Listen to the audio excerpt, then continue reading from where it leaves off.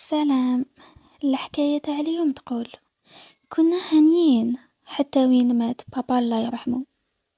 ايوي يا ناس، واش نحكي لكم واش نخلي لكم. حياتنا كي نقول لكم تقلبت رأسا على عقب. نهار الصبح تاع بابا جا عمي عند ماما، وش يقول لها؟ قالها فرغي لنا لا شامبر، نجي انا ويما نسكنو عندكم.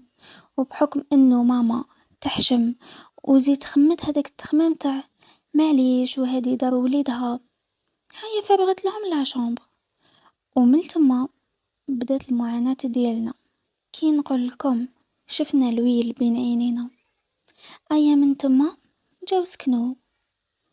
ايه وعمي ولا يطفي علينا الضو، يطفي لا تيلي، يغلق الباب تاع الكوزينة، وبلا ما نحكو على الضرب اللي ندوه صباح مع ليل.